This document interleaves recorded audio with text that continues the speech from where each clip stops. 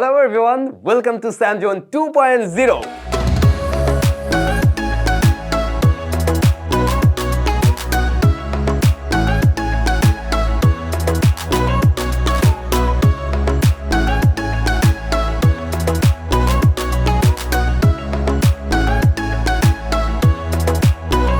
আজকে আমরা আমাদের স্যামজনের নতুন স্টুডিও আপনাদেরকে ঘুরিয়ে দেখাবো এবং মানে সবকিছু কোথায় কি রয়েছে সবকিছু আমরা খুঁটিনাটি জানতে চাই। আপনাদের হয়তো নিশ্চয়ই খেয়াল আছে আমরা ঠিক এখন থেকে 105-6 দিন আগে আমরা বলছিলাম যে কোনো একটা চ্যালেঞ্জ নিচ্ছি, 100 দিন পর আপনাদের সাথে দেখা হবে। তো আজকে আমরা সেই চ্যালেঞ্জটা আপনাদেরকে জানাতে চাই। সেটা কি ছিল আপনারা হয়তো জানতেন না। উদ্দেশ্য ছিল নতুন স্টুডিওর এবং মোটামুটি আমরা কিন্তু অলমোস্ট রেডি। হ্যাঁ, আমি বলবো না একদম সবকিছু রেডি হয়ে গেছে, বাট অলমোস্ট রেডি। এই বিষয়গুলো আপনারা আজকে দেখবেন। আর আপনাদের জন্য আজকের ভিডিওতে স্যামজনের তরফ থেকে মেগা গিভঅ্যাওয়ে থাকবে। তবে খেলাটা কিন্তু এটুকু না, দেখুন আমার সাথে কারা রয়েছে। আমরা কিন্তু এই স্টুডিওতে চলে আসছি আজকে প্রায় 2-3 দিন হলো, বাট এখন পর্যন্ত এই জায়গা থেকে আমরা কিন্তু কোনো ভিডিও দেইনি। না দেওয়ার পেছনে কারণ হলো আমার ইচ্ছা ছিল আমাদের টেক ইউটিউবার যারা রয়েছেন তাদের সবাই আসবে এবং তাদের মাধ্যমে উদ্বোধন করেই আমি এখানে ভিডিও শুট শুরু করব এবং আমরা আমাদের ইউটিউব চ্যানেলটিতে আপলোড করব। আর সেটা হয়েও গেল ফাইনালি। মানে আমি খুব লাকি যে তারা সবাই আসছে। আসলে এটা আমার জন্য অনেক বড় একটা পাওয়া ছিল। আর আপনাদের আসলে মানে আপনারা না থাকলে আমরা হয়তো এই জায়গায় থাকতাম না। শুধু আমি না, আমাদের টেক কমিউনিটি, টেক গ্রুপের যারা রয়েছে বা টেক ইউটিউবার যারা রয়েছে, কেউই হয়তো আমরা আজকে এই জায়গায় থাকতাম না, শুধুমাত্র আপনাদের ভালোবাসার কারণে। তো আপনাদেরকে অসংখ্য ধন্যবাদ। সো আমরা এখন যে কাজটা করব, প্রত্যেকটা পার্ট বাই পার্ট দেখব যে কি কি করা হয়েছে। আমরা আমাদের আগের স্টুডিও থেকে নতুন কি পরিবর্তন নিয়ে আসলাম, হয়তো ভিডিওতে নতুন নতুন কি দেখতে পারেন সেই বিষয়গুলোর একটা আইডিয়া দেব এবং কিভাবে করলাম তারও একটা আইডিয়া থাকবে নিশ্চয়ই। তাহলে আমাদের শুরুটা আসলে এভাবে। এই হচ্ছে আমাদের স্টুডিওতে ঢোকার দরজা আর কি। সো দরজাটা আমি একটু আটকিয়ে নেই, না হলে বাইরের সাউন্ড চলে আসতে পারে। ব্যাপার হলো এই দরজাগুলো দেখলে মানে সহজে হয়তো বোঝা যাবে না যেগুলো দরজা।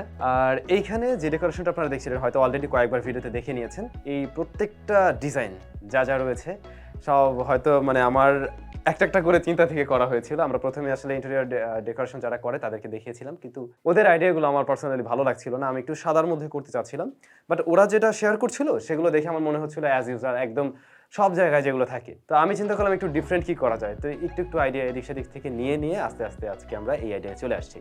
তো আমরা যদি একটু এদিকটাতে দেখাই, এইখানে এটা থেকে শুরু করা উচিত। এটা স্যামজন। আমরা আমাদের স্যামজন লেখার ফন্ট স্টাইলটা একটু চেঞ্জ করছিলাম রিসেন্টলি, হয়তো আপনারা অনেকেই জানেন। তো এটা আমাদের নিউ ফন্টে আসছে। আর এখানে আমাদের সেই গোল্ড প্লে বাটন, তার পাশে আমাদের এটা হলো স্যামজন ডিআইওয়াই এর, আর এটা হচ্ছে গিয়ে স্যামজন যখন আমাদের 1 লক্ষ সাবস্ক্রাইবার হলো ওই সময়কার।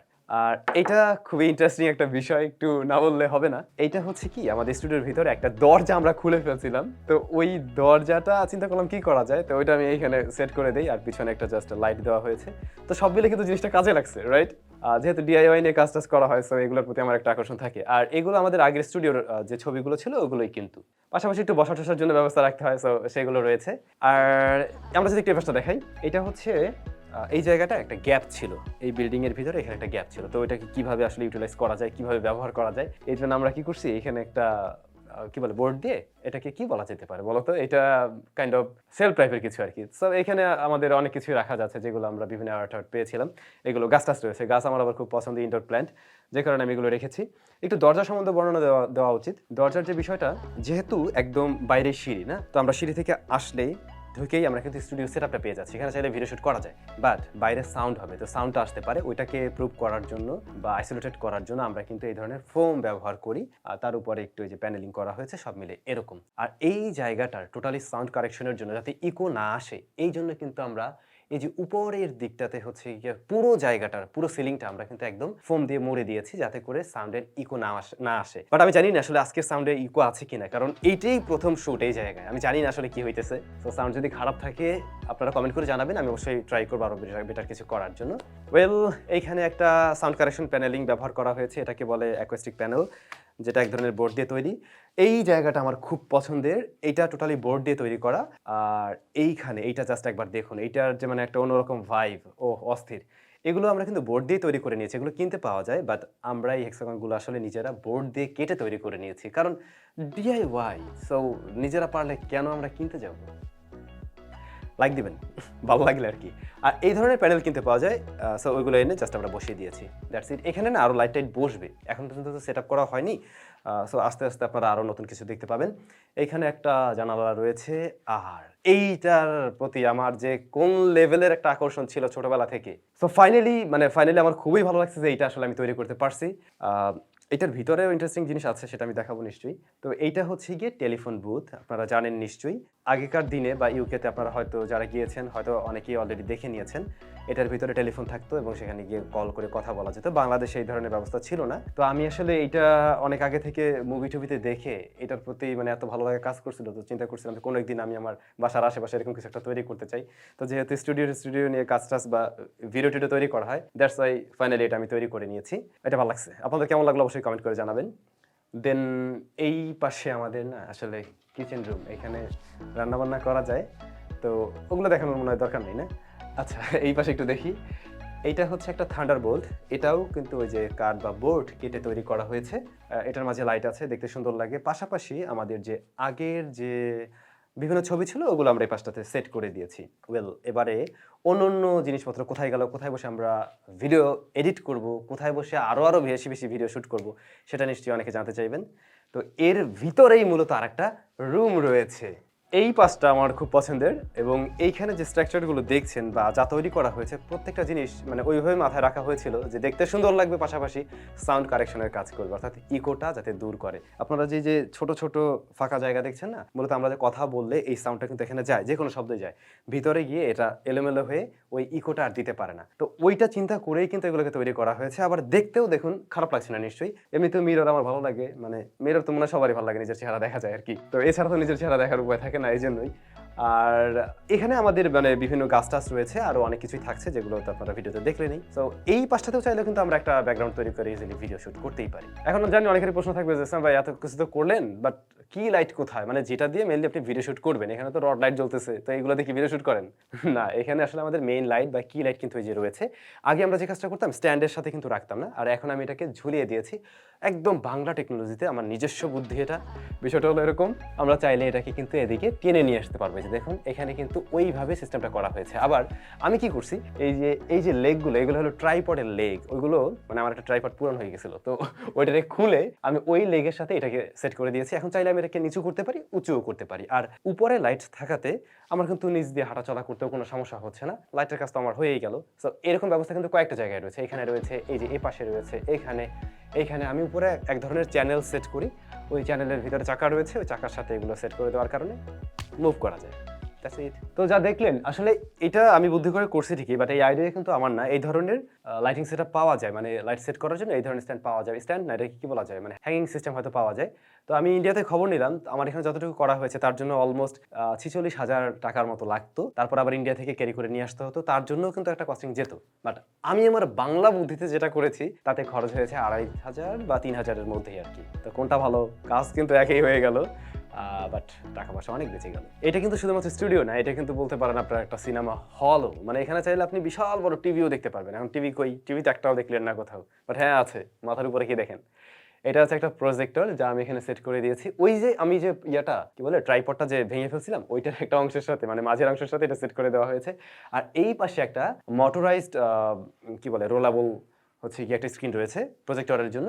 তো এই স্ক্রিনেই আমরা কিন্তু দেখতে পারি, এটাকে রিমোট দিয়ে কন্ট্রোল করা যায়, রিমোট চাপলে এটা নেমে আসে, তখন আমরা চাইলে 100 ইঞ্চ বা 100 ইঞ্চ প্লাস সাইজের ভিডিও দেখতে পারি, আবার যখন প্রয়োজন না তখন উঠিয়ে রাখতে পারি, যেমন সেদিন আমরা কিন্তু ফাইনাল খেলা এখানেই দেখছিলাম। আরো একটা ইন্টারেস্টিং জিনিস দেখাই, ওই যে উপরে সিলিং এ আপনারা কিন্তু সুন্দর একটা ডিজাইন দেখতে পাচ্ছেন, এটাকে একটু ঝুলিয়ে দেওয়া হয়েছে। তো এখানে কিন্তু বিভিন্ন রকমের ফুটা রয়েছে বা ডিজাইন রয়েছে। তো এইটাকেও আমরা মানে ওইভাবেই আসলে ডিজাইনটা করেছি যাতে করে আমি কথা বললে সাউন্ডটা উপরে গিয়ে ইয়া হয় আর কি, মানে ইকোটা দূর করতে পারে, ভিতরে যায়, দেন সাউন্ডটা এরকম নড়ে চড়ে ঠিকঠাক হয়ে যায়। দুইটা ডিজাইনে ওভাবে করা হয়েছে, যেগুলো আসলে বোর্ড দিয়ে তৈরি। আমাদের স্টুডিওতে এখন পর্যন্ত যারা নতুন আসছে, মানে এসে কোথায় কোন দরজা বুঝতে পারে না, কারণ দরজাগুলো দেখে বোঝার উপায় নেই। তো এই যে দেখুন ঢুকে এই পাশে কিন্তু একটা দরজা রয়েছে, মূলত এখানে একটা বেডরুম, মানে আমরা চাইলে আর কি এখানে থাকতে পারি। এটার অবস্থা খুবই খারাপ, এই মুহূর্তে নেওয়া যাবে না, পরে এই পাশে হচ্ছে গিয়ে ওয়াশরুম আছে।